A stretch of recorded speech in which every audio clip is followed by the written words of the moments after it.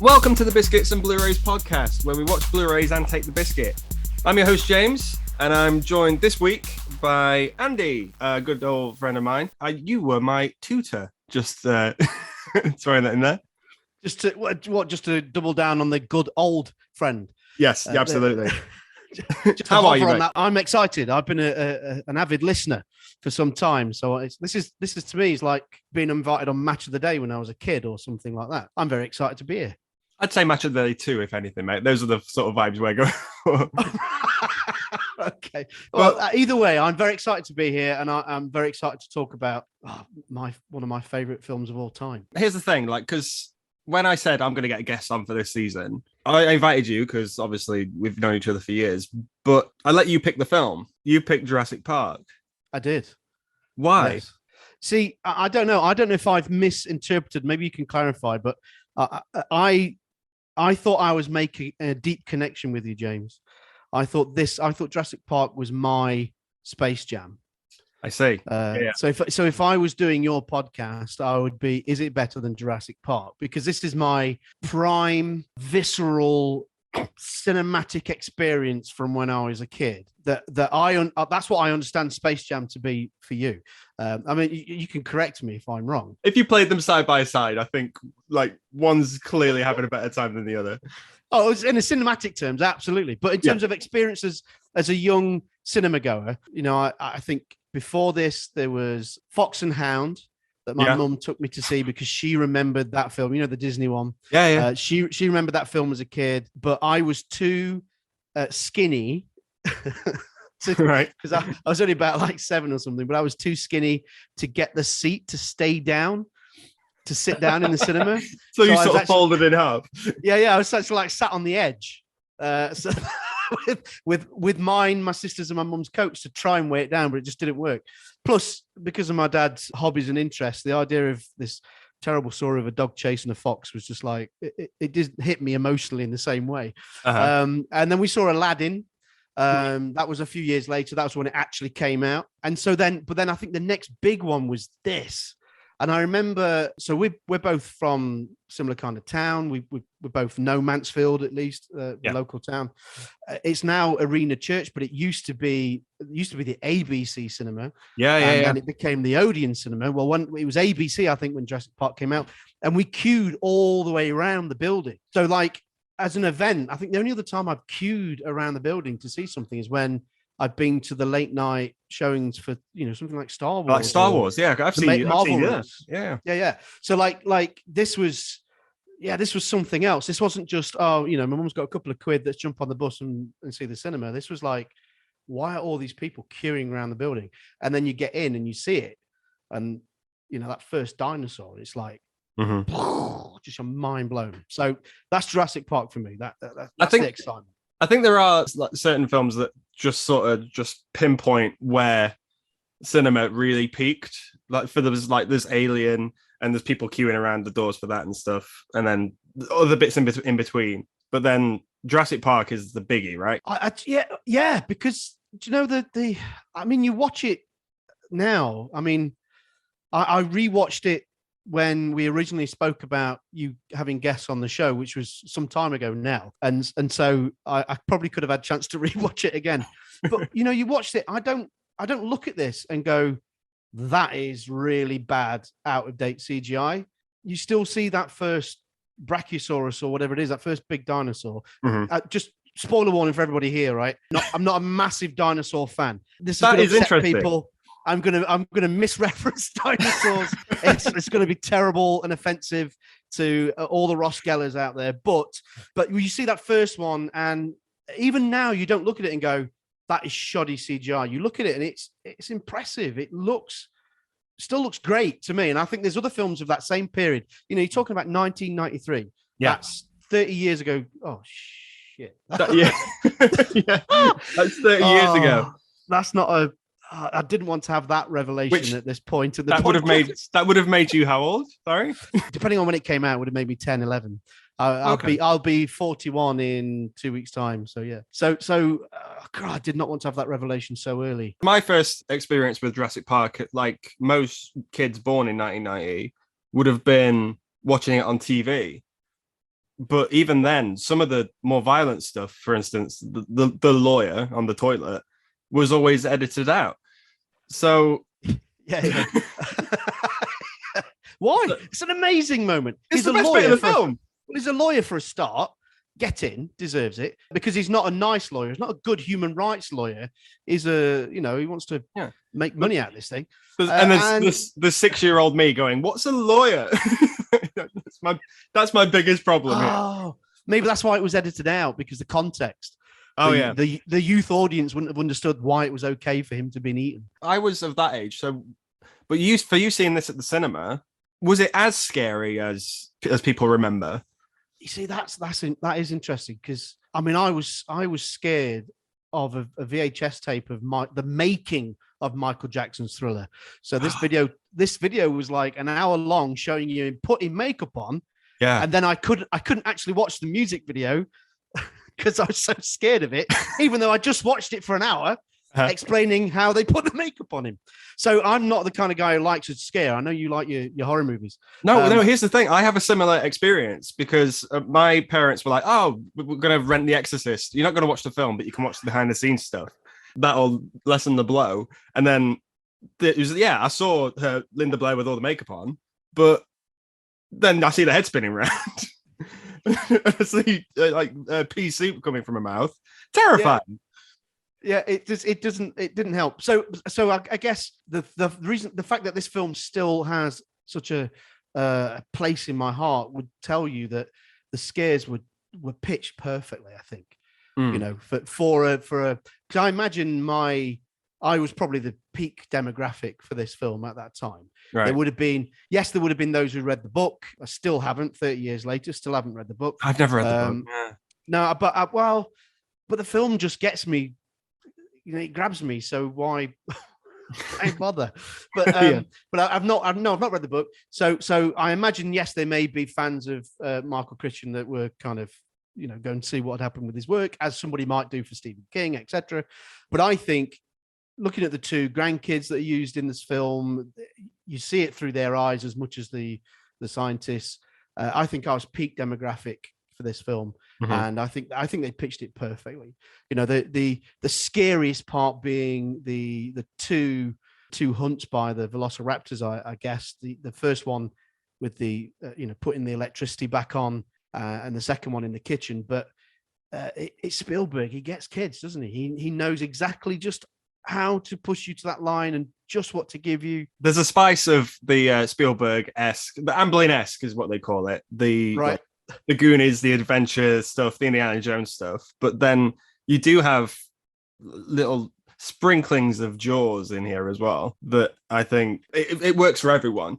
It's the perfect blockbuster, this. It absolutely. And those scary bits are pitched, they're not too gory, they're not too, like, you get a bit of a jump, but you stay with the character. Like, it's a really clever way of pitching a surprise, but it's coming. Mm-hmm. But the knowing it's coming hasn't been telegraphed too much that it ruins the surprise. That's a really convoluted way of me describing it. But I think that's the balance of a master filmmaker, that they can get that bit right.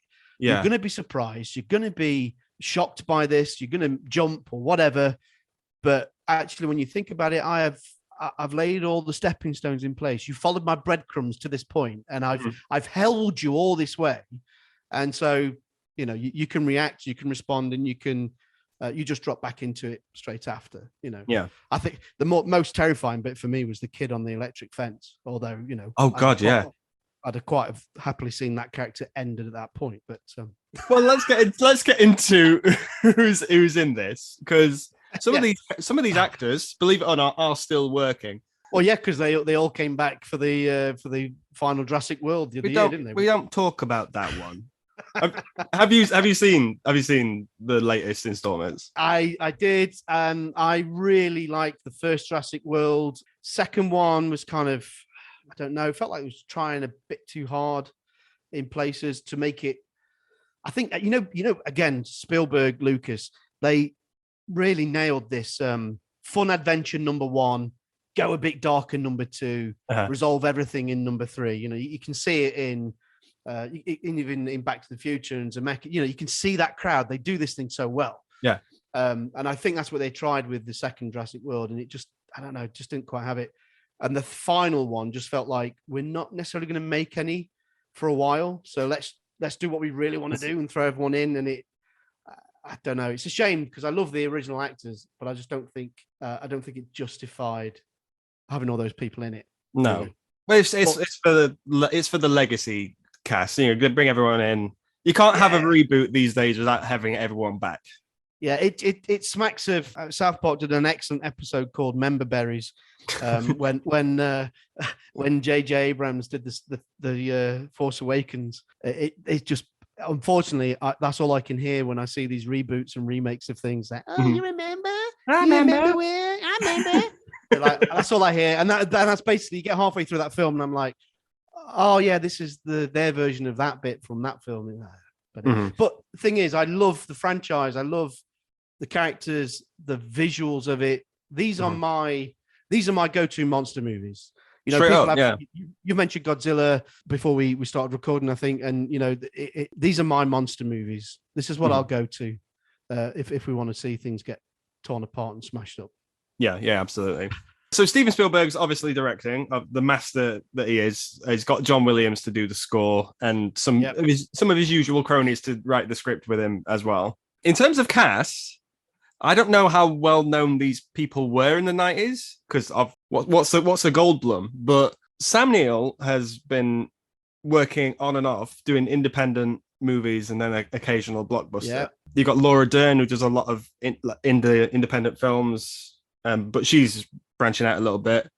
And then Jeff, who this is before this is before the cult of Goldblum, really, isn't it? Yeah. But I think it's the beginnings of this one starts it all, I'd say. I don't think it's anything he's done in The Fly or like Earth Girls Are Easy or anything like that.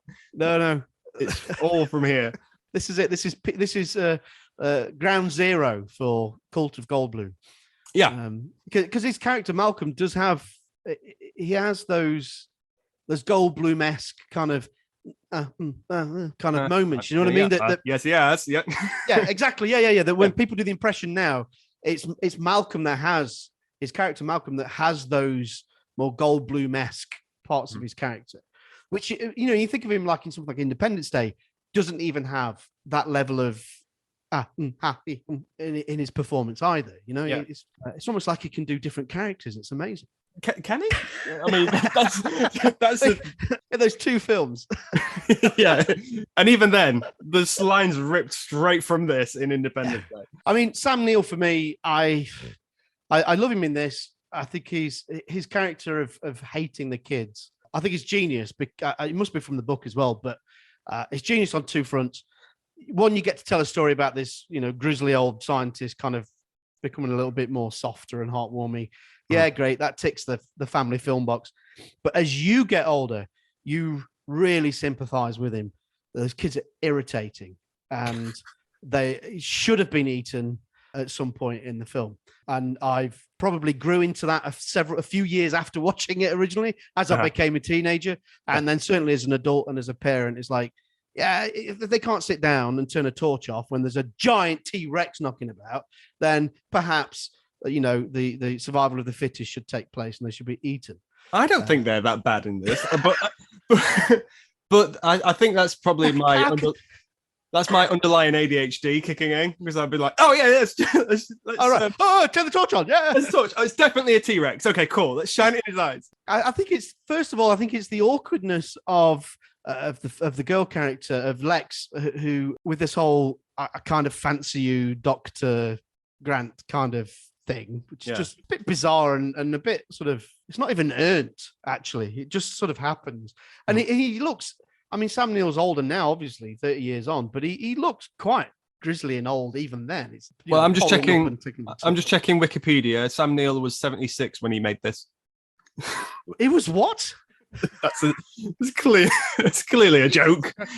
But you see, with maths, I can't do it quick enough to see. So I don't know. I don't buy that. I didn't even buy that as a kid. I don't think either. To be fair, not that it was high up on my list of priorities with this film. And then she's just a bit whiny. But then the other kid's just a bit weird.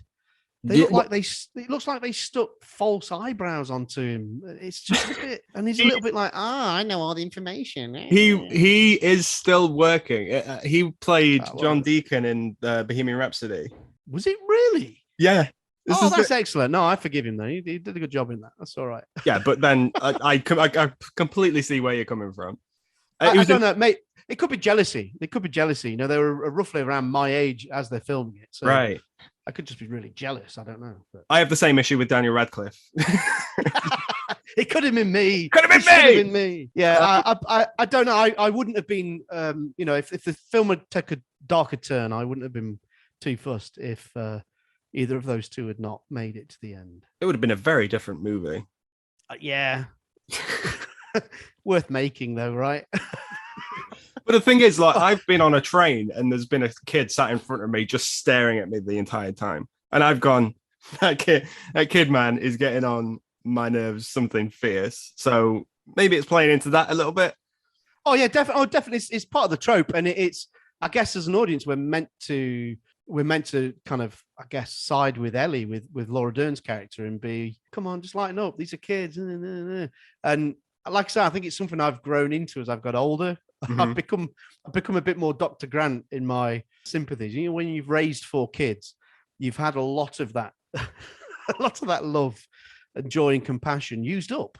You know, right. It's a finite amount, and it's been spread across 4 lovely kids whom I genuinely love. But it means I've got less for fictional characters fighting off dinosaurs. Specifically, it's a very specific thing that irritates me. I completely get it. Yeah. I don't know, because obviously I'm not. There's no maternal bone in my body at all. Right. So I'm just like, oh, okay. But then when I watched this as a kid, I was like, I imagined myself as those children, because I'd be like, oh, that's me. That I identify as this kid. So the fact that he's in danger and having this sort of adventure, much more action than some of the adults in this, is like, oh. And again, it's what Spielberg does great. He manages to put kids in that position so that you, as the audience, can be drawn into that world. You know, you can see that Goonies, E.T., you know, all of those kind of films. Yeah. It's what he does brilliantly. I don't want the whole thing to be about those two, because, like I say, I quite happily watch them be electrocuted or eaten. But it's fine. There used to be on DVDs. There used to be an A/B function where you could put an A bit in and then put a B bit in, and it would play whatever you've caught in those moments. Yeah, I imagine for you it would be the on the fence. Yeah. Absolutely. And considering one of my big nightmares as a child was the bomb scene from Terminator 2. Yeah, Sarah Connor. You know, holding onto a fence and shaking like that is quite triggering for me. But no, I was quite happy to A/B that section and watch it over and over. Just a quick thing. The bomb scene from Terminator 2 is the reason I'm not watching Oppenheimer. I did really? Yeah, because I watched it far too young, and afterwards I was shaking, I was pale, and I said to my stepdad who was watching it with me, he was like, "Are you okay?" And I said, "No, that couldn't really happen, could it?" And he went, "Oh yeah." No, if this particular episode goes well and you invite me back, we're doing Terminator 2, and it will be a piece of group therapy. Yeah, and then we can watch. We'll face that scene together. Yeah, absolutely. I mean, one ticket for Barbie, please. That's me that day. I'm just thinking about classic actors in this, and obviously Richard Attenborough as Hammond. Great performance, apart from the first 10 minutes. Yeah, James, okay, I'm going to do things a little bit differently this time, because usually what I do on the podcast is we start at the start and we work our way through. But here I'm just going to just pick and grab where we can, if that's okay with you. No, that's fine. But I mean, I think we've already started in that way, so let's continue. What is that accent at the start? I don't know. I don't know. It's so close to Mrs. Doubtfire that there's something. Yeah, I'm glad you said that. Because I was just thinking Mrs. Doubtfire in my head, and I'm trying to work out, when did Mrs. Doubtfire come out? Is this a roughly kind of similar time frame? Which it probably is, actually. Yeah. I don't know, obviously, because I've not read the book. You've not read the book. We can't compare it to anything from the book. So he might be Scottish in there, but I'm pretty sure Attenborough isn't Scottish. through 75% of this, and I don't think he's Scottish in the second one. You only hear the accent in the first sort of 10, 15 minutes or so. So as soon as he signed Grant and Ellie up to going over to Isla Nublar. Isla Nublar, sorry, the North Isle. Then once they've done that, it stops. So as soon as he gets there and he greets them, it stops. It just goes into English Hammond. Yeah. But there's just something really bizarre, and I don't understand. I've had this with other films from great directors. So you know the film Aviator, Scorsese. The Scorsese, yeah. I think it's one of the first ones he did with DiCaprio, right? Mm. And I went to the cinema to see that. I thought these two people together, brilliant, great, going to watch it. And you watch that at the very beginning. There's a scene in a nightclub where it's kind of filmed from the balcony, and somebody gets up and walks to a piano and starts playing. Then it's filmed from the ground level, and the same person gets up and walks to the piano and starts playing. Mm-hmm. And then it cuts to another angle, and a person gets up and walks to the piano and starts playing. But at the same time, the piano plays and sings all the way through that particular edit. It's like, how does someone like Scorsese with his team cock that edit up so much? But it's such a small detail in the background. You can see why it would be overlooked. And it's the same with this for me. It's like, how does Spielberg and the team, and Attenborough, who's by that point, he's must have been in like a 40, 50-year career by that point. Yeah. You know, he's been going since like the Ealing comedy days of the 30s, 40s, whatever. How did none of them go, Richard, last week you were doing this whole like, this whole Mrs. Doubtfire thing. What's happened to that? Why did you stop? Let me check when Mrs. Doubtfire came out, because I've just looked. It was 1993, so maybe it was just a theme of the year. Maybe I imagine. Well, here's the thing: it could correlate because Spielberg was directing this the same time as Schindler's List, so he was greatest film of all time. Oh, okay. Schindler's List is the greatest film of all time. Schindler's List is never one I'll ever do on the page or the podcast, because how do you compare that to Space Jam? No, you can't. But it is the best, for me, the best film ever made. Best film ever wow. Made. So it was clearly taking a toll on him. There would be times where Steven Spielberg had worked with Robin Williams, and he was like, he'd ring him up after shooting and be like, I've been working on Schindler's List. It's wiping me out. And then Robin Williams would just talk to him for ages and just cheer him up. Yeah. So there's that connection there. But obviously Spielberg, maybe Richard Attenborough had met Robin Williams, who would have been working on Mrs. Doubtfire at the same time. Yep. And gone, you know what? I'm gonna do what you're doing. I'm gonna do what you're doing. Yeah. And Steven's gonna love it. Oh, do you know what's been cheering him up? I've been doing the Scottish accent to him over the phone in between takes on his other film. Nice, Robin. Nice idea. I might do that at work tomorrow. And it just so happens that's the only best take they got, and they've had to keep it in. I mean, even on IMDb, under the goofs bit, I think it just refers to that it just peters off. I've never come across a reason as to why it was there. And then why it disappears. There are actors in the MCU, for instance, that like what's her name, Scarlet Witch, Wanda, who had a very heavy accent in her first movie, and then weaker and weaker as the films went on, which is like fine. But Attenborough's doing this in the space of 15 minutes. Yeah, exactly. It's crazy. Yeah, and with the Wanda Maximoff as well. That is. I know Marvel's not your favorite sandbox to play in, but the thing with that is that the characters were raised in Sokovia, and the idea is that they kind of naturalized a little bit when they were in America. Well, when she was in America, with the Avenger people, blah blah blah, and then, but also it's kind of a suppression of. This is what I got from the last films and the TV shows. Almost like a suppression of the spirit, the Scarlet Witch-ness of her. Yeah. And the more she went back into the Scarlet Witchness of her, the more that accent seems to come out. So they found a way of justifying how they didn't like that performance, changed it, and then gone, actually, we can bring a bit of that back in. This isn't. There's no explanation. There's a credible award-winning actor, writer, director. He He's directed. He directed Chaplin. Robert Downey Jr. in Chaplin. Exactly. Like the pedigree. But nobody stopped and went, Dickie, can I just have a word? Yeah, but you can. He's a knight of the realm. Like, how do you tell someone they're not doing their job properly? But you could, somebody who knows the industry inside out, surely you could pull them to one side and say, like, this is not matching up. It's bizarre. I can only assume, I didn't realize that Schindler's List was being filmed at the same time. So perhaps maybe there was a break in filming and people just lost track of that continuity of it or something. I don't know, but it's weird that I'm yet to hear the reason for that. And perhaps that's my next YouTube search. Once we've done talking about it, I'm going to go and find out, because it makes your head scratch. If you find out, please let me know. I definitely will. I think if I find out, there'll be a podcast all on its own. Just the accent. That decision. Yeah, that's what the story behind the decision. When we get to, I think most of this was filmed in Hawaii, so filming on location.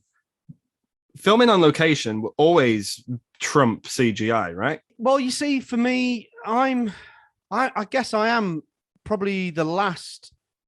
Now, maybe you do fall into this as well, but I'm certainly one of the last generations to have been almost exclusively models and real effects, puppetry with, the slightest bits of CGI to the best as it could be at the time. Even something like Star Wars, that kind of level. So for me, I've always loved the real workings, being on location, the big again,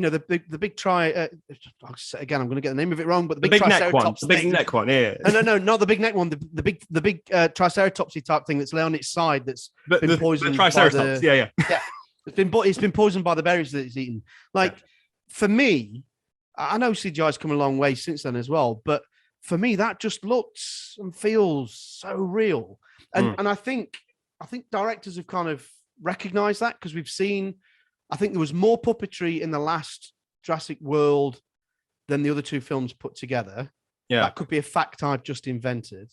No, I don't think you're far off. But I think I've definitely heard that they got more in it than they had in the past.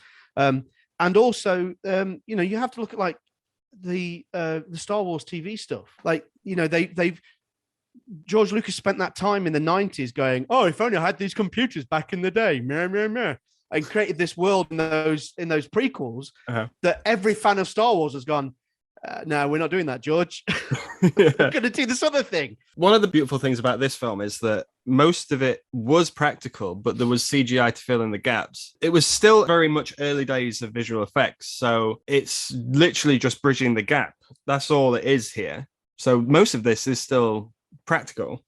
Yeah, but that reminds me of the approach to Lord of the Rings as well. They did as much practical as they possibly could, with a few bits of CGI thrown in. And I think you, as an audience member, you just buy it a little bit more. It just feels a bit more grounded, a bit more earthy, a bit more real. I guess, we're talking from Jurassic Park with 30 years on, and I guess the CGI has got even better now. Yeah. But I don't know. There's just still something about it, that practical. I like practical Yoda over digital Yoda. But you can't have practical Yoda. You're just throwing a puppet around. Get it? Yeah, but you can't have him do a full-on lightsaber fight. But I'd like to see him try. yeah. But I just don't, there's something very real about an old Yoda climbing to bed and dying that it just felt old, even though it's a puppet. So I don't know. It could be a generational thing. I know this. I remember showing Matrix to my kids, and they were like, and that's only 20-something years ago. And at the time, that blew everyone's mind, and everyone wanted to copy it. Yeah. But the CGI in that first one it's not. I think some of the CGI in the first Matrix has not held up as well in the last 20 years as the bits used in Jurassic Park from 30 years ago. There, I've said it. Matrix is about 1999, I think, the first one, 99. Mm-hmm. So in the 20 years that came out, and that was supposed to be so groundbreaking, and it was not supposed to be, it was so groundbreaking. Mm-hmm. If you look at that now, sort of 20 years on, it's aged. I think you go, ooh, that's aged a bit. Yeah. Whereas this hasn't. Yeah, because this hasn't. But that's because, like you just said, it's filling gaps. It's not carrying the weight of the whole film. I think that's what makes a difference. I think the practical allows you to just, I don't know, stay with it a bit more, perhaps. Yeah. Once it does get into the whole, what I always, when I was a kid, I always, when they were at the park and they're doing the whole bit with the canister of shaving cream and all that stuff would go over my head. I love, but I love Wayne Knight in anything he's in. I think I'm happy. I'll happily watch it. His death scene is one of the best in the whole film, but that is my favorite scene of the film, I think, legit. But watching it as an adult, because I managed to catch it with a live orchestra in. It's coming back. So if you can get tickets, go. I saw it at the Ice Arena for the 30th anniversary. Yeah. And I do fancy that. I do fancy it. And it's marvelous. But then you like, there's moments where the music does give it time to breathe and you get exposition left, right, and center. There's a scene where they're by the raptor cage and we've had we're just about to like feed the goat to the raptor. And there's one conversation happening in the foreground. And then there's another conversation happening that's at exactly the same time, just slightly behind. And everyone's talking and it's chaos. And as a kid, I'm like, why, what? Who am I listening to? But watching it since, it's been, I can pick everything up here. It's completely I mean, that's just after that particular cage has demonstrated just how terribly violent these creatures are. Mm-hmm. Because I think one of the first things you see on the island is some of the people trying to either transfer them or feed them or whatever, and just getting absolutely crushed and belted to bits on the sides of it. Shooter! Yeah. Great. But I mean, I think, those kind of conversations, the exposition stuff, that's the other thing about that is I, certainly as a kid, maybe as an adult, because I've got an affection for it, I overlook it. But as a kid, it was fascinating. I think like all good sci-fi, and this is sci-fi just because they're not in space and chasing around with lasers. This is great sci-fi. Yeah. And great sci-fi will always or should always draw from a well of possibility.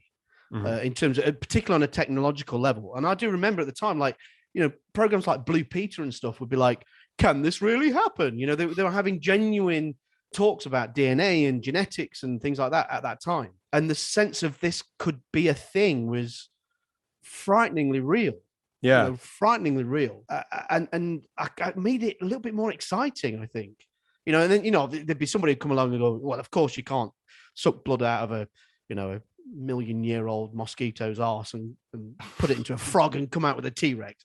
Like, that's bonkers. But there was, I guess, in the film, the way in which they express some of that, what they do put in, what they do leave out, you're carried with it. You don't go, what? That's a load of what you're talking about. You're carried with it, I think, even as a kid.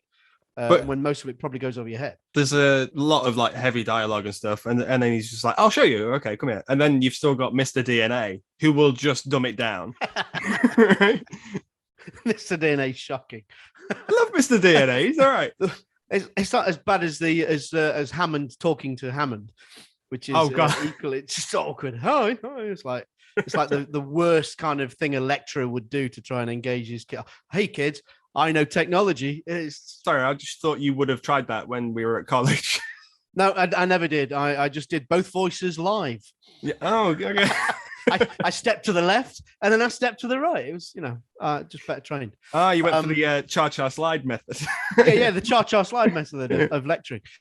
I mean, talking about the exposition and the science behind it, it's taken me 30 years to appreciate that BD Wong isn't actually a bad actor. Yeah. Because I think his performance in this and actually in the other Jurassic World films is not great. It's not great. But then I saw him in Aquafina, Queens. What's it called? Her TV show. Oh, Nora from Queens. And he plays her dad in that. And he's amazingly funny. He's great in that. Mm-hmm. He's really, really good and expressive and stuff. But there is something about his performance in this which is just like, where did they get this guy from? He's just a little bit, I don't know. Maybe it was just genius character acting. Yeah. And I missed it. But it has taken me 30 years and to see him in Nora from Queens to go, no, actually this guy, he can act. He deserves to be in this franchise. How do you feel about Samuel L. Jackson in this? Because he's not given really much to do, but I think he almost steals the show with some of his dialogue. Yeah, well, it's a strange choice, isn't it? I guess it shows you where he was in the Hollywood pecking order before Pulp Fiction, really. And I know he'd done some great films with like Spike Lee, Lee and people like that. So it's not like he wasn't known, but he was known. He like mostly picked up bits like this, like Die Hard with a Vengeance as well. I think that's one of my favorite Samuel L. Jackson performances of all time. It's one of the best ones in the franchise. Yeah, straight up. It's absolutely one of the best ones in the franchise, definitely. Yeah. So yeah, he kind of, and then there's something about Pulp Fiction that obviously he becomes Samuel L. Jackson, becomes the bad motherfucker, as it says on his wallet. So there's something about it. But in this, unfortunately, I get a little bit of the ick because. To use a modern phrase, it doesn't suit you that. No, it's an all right. Okay, it makes me feel. What would be my equivalent? No, I haven't got one from back in the day. No, I ain't got one. But it's not totally tubular. Yeah. No, it's not totally tubular. Yeah, it's not that. It's because he's smoking all the way through. He's got a fag hanging out of his mouth all the way through, and he's talking through the fag and the smoke. And 1993 is the year I start secondary school. Right. That September. You can laugh and smile as much. No, it's cool. But I was really, really conscious of the fact that both my parents smoked at the time. They don't anymore, but they smoked at the time. And leaving the house with a blazer that smelled like fag smoke. And so around that time, it was also the time when I used to help my dad with his delivery business, and we got both windows wound up and the heater full on, and my dad was chain smoking. It was like oppressive stench. So I was really, really sensitive to fag smoke and smoking as a thing at that age, at that time.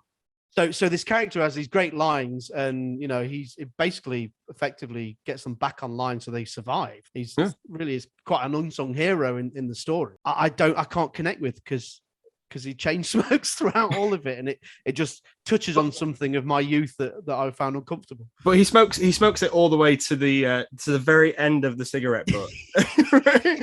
Yeah. This is a man that's not been paid well, but instead of trying to steal the secrets and make more money, he's been a loyal employee. He'll get his gold star by the end of it, I'm sure. I want to talk about Dodgson, who is a character in the Jurassic World franchise who has since come back.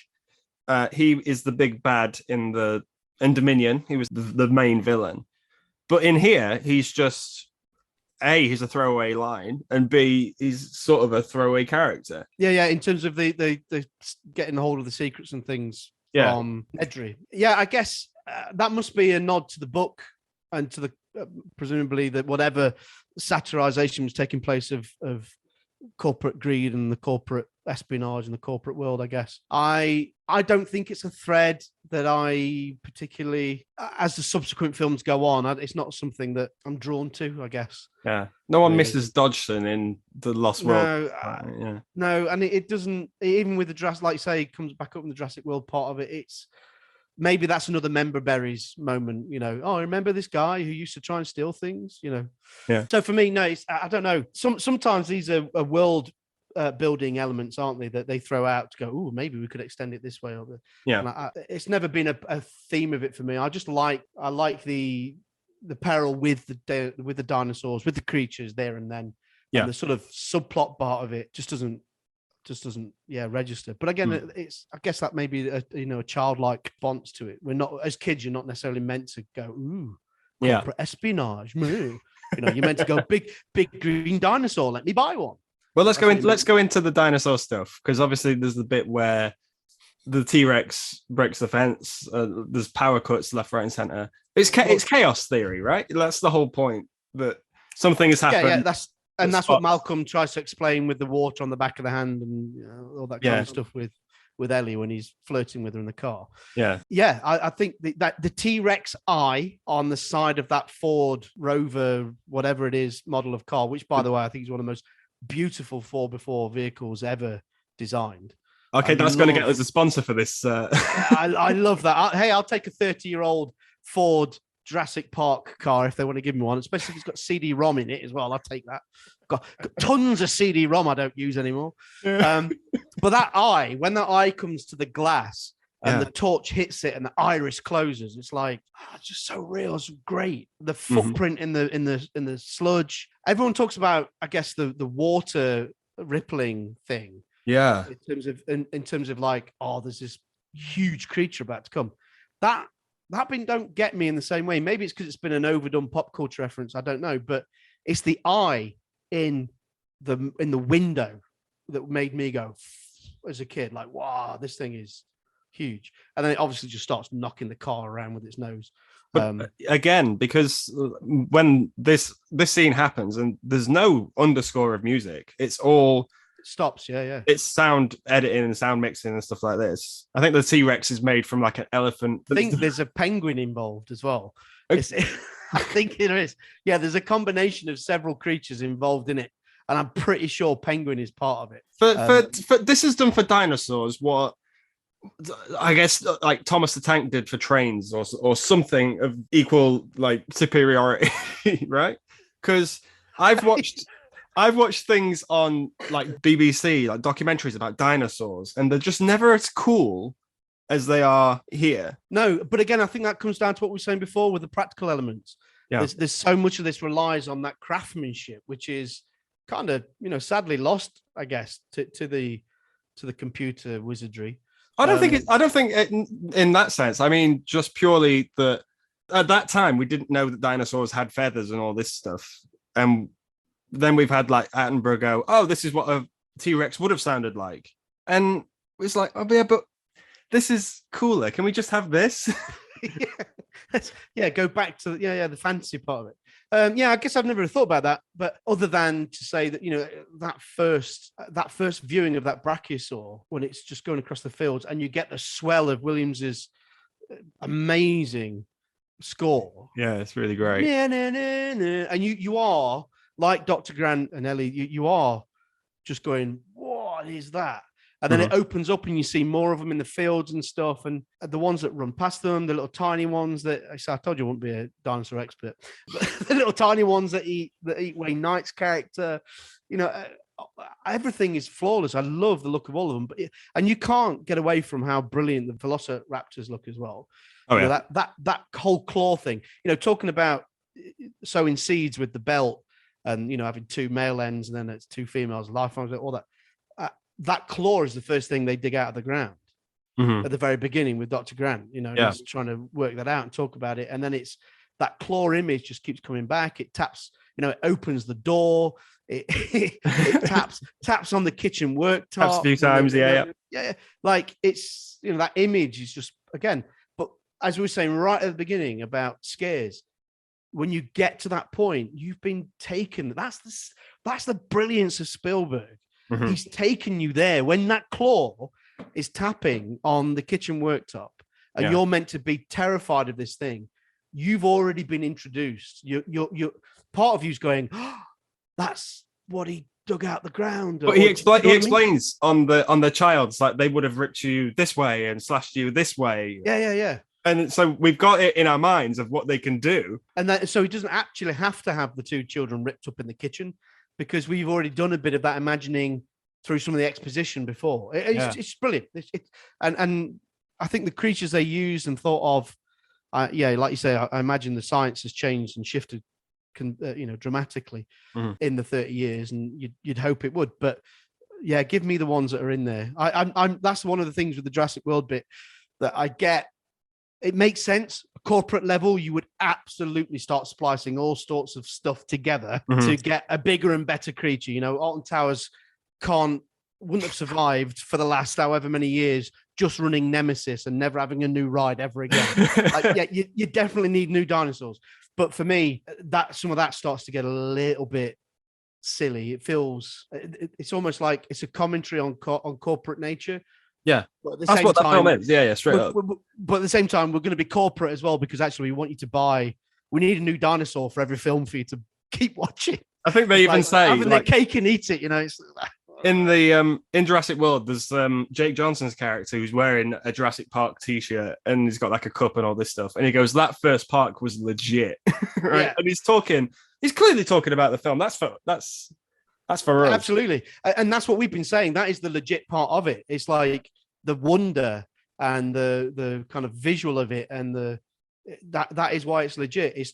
At the moment, the whole thing, the whole story isn't corrupted. It is just a very pure story at that point. Yeah. But, just to go back to what you said about the T-Rex, you did miss out a very important part of the T-Rex's journey, to the top, in that it decided to dig away a lot of earth that the goat was sat on, just so that it could make its entrance far more impressive by jumping up, or it got rid of the earth after it jumped up. The theories on this are unclear. Okay, but at some point, there was a massive drop where the goat originally was for the car to then get knocked over. That's all I'm saying. What we're talking about here, because this is something that really pisses me off about this film, is in this scene where the T-Rex comes through the gate. It walks through the gate. It doesn't hover or anything. It just walks through ground level, right? Okay, and then it tips the car through the same gap in the fence that it made. That is, and I don't think I noticed it the very first time. Because you're still like, oh my God, this is happening to these characters. This is awful. This is terrible. Yeah. But then you watch it again and it's like, hang on. I tell you what it is. It's Stormtrooper bangs his head on the door frame. That's what it is. Yeah. It's something you don't really pay attention to. Like you say, you're hooked on the story. But as soon as somebody goes, where did that gap come from? And then forever that moment, you're like, oh, that's the bit where they cocked up the continuity about the size of. I imagine it would have been if Spielberg had, well, because for instance, similar to his experience on Jaws, the T-Rexes wouldn't always work properly because this is filmed in the rain.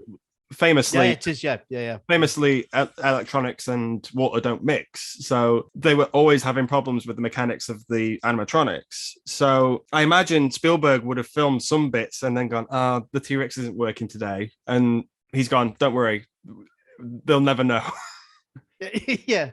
It's bizarre. Well, it could also, I don't know. Again, we've not read the book, so maybe there's something about the book about it. But it's just, I don't know. I have great affection for those kind of moments, though, as well. Yeah, you know, I think there's something. It's a bit silly, but you didn't notice it originally. It stays with you once you've noticed it. But like the Stormtrooper banging the head, now you're looking for it.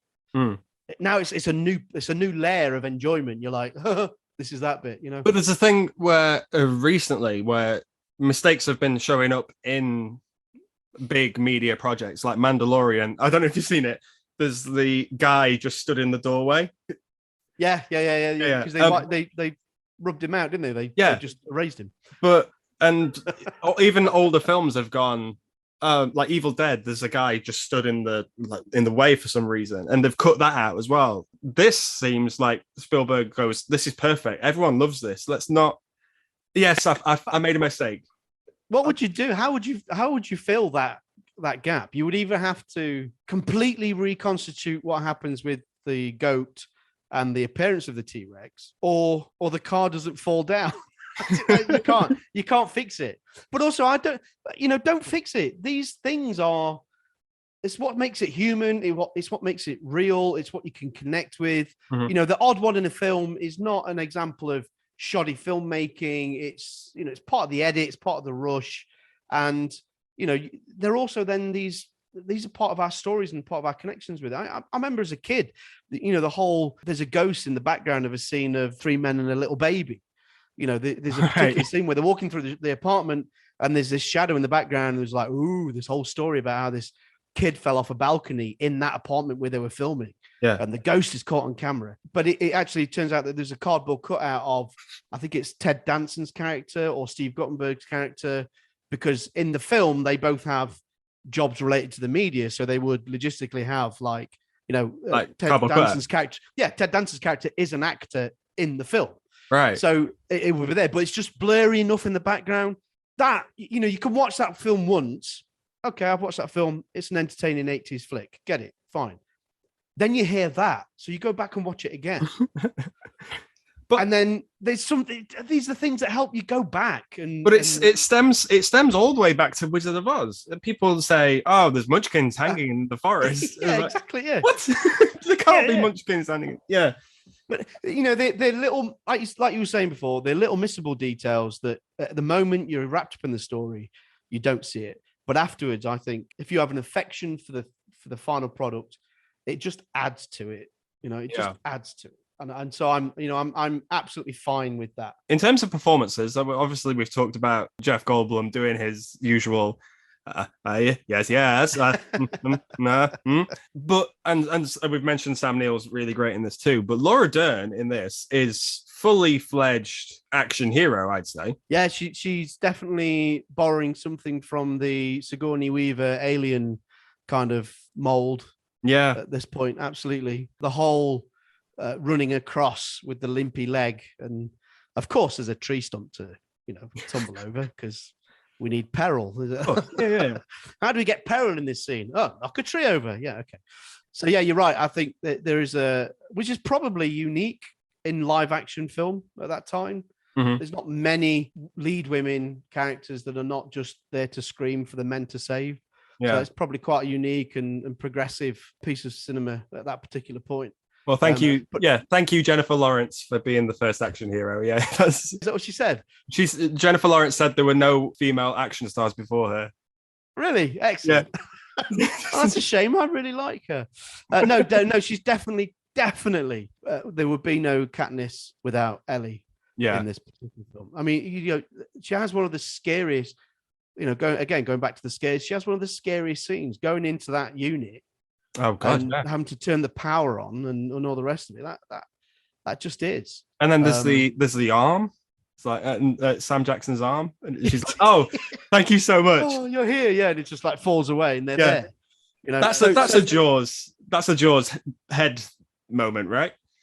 Yeah, oh, absolutely. Yeah, that's one of those nods to this is the kind of thing I do in my work. Absolutely. I guess for her, actually, even more than Sam Neill, but I guess it's because I've seen him in other indie films that I've really liked. But I felt not bad. What's the word? Not pity. I perhaps felt more uncomfortable about the final Jurassic World one not being as good as it could be for her than I did for any of the other actors in that film, because I think she still turned up in that film with great gravitas, this great sense of that character, the same energy, the same. Do you know what I mean? But it just wasn't given the space to do what she did in the first one. And I think I feel it more for that character and for that actress than I do for perhaps anybody else in that final Jurassic World. Remember how much you kicked ass in 1993? Well, yeah.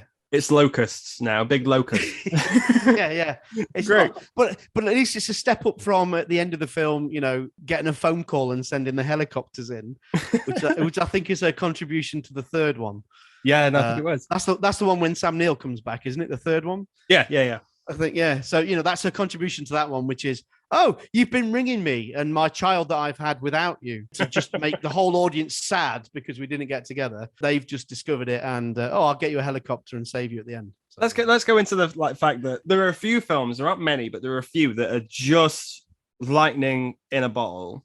I would describe probably like Ghostbusters as this, like where it works once and then they try to replicate it again. Even the same people. I mean, like Ghostbusters 2 had everyone involved, and that franchise kind of tails off. But Jurassic Park, in The Lost World, Spielberg said, "I'm going to try again. Let's do it again," but sort of raise the stakes. And I do like The Lost World probably as much, but I admit that it's not as good as this. Yeah, I guess I agree with you on that. I think out of the three that come. The original three, Lost World definitely has something over the third one. Mm-hmm. But again, I've said it before, I guess, but it goes back to that sense. Zemeckis and Spielberg and Lucas are all friends and are all producing and working on each other's stuff.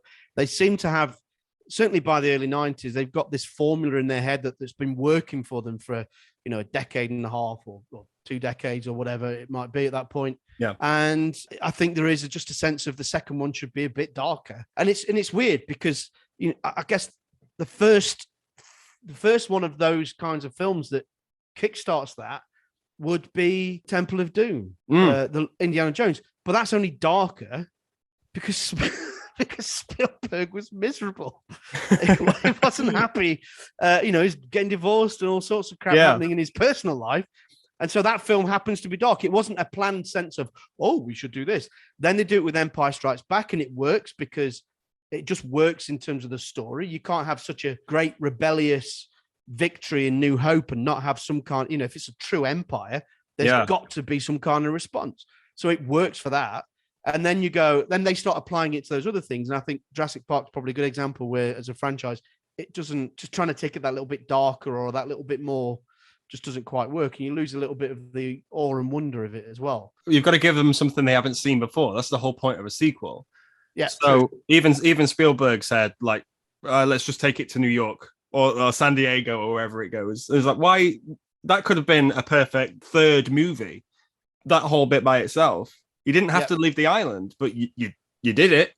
Yeah, and that I think that is where that one kind of tumbles down. It does feel like, I'd like to have a go at my own Godzilla. Yeah, and it doesn't, like, the whole stealing them and getting them off the island is peril enough. And talk about it being dark.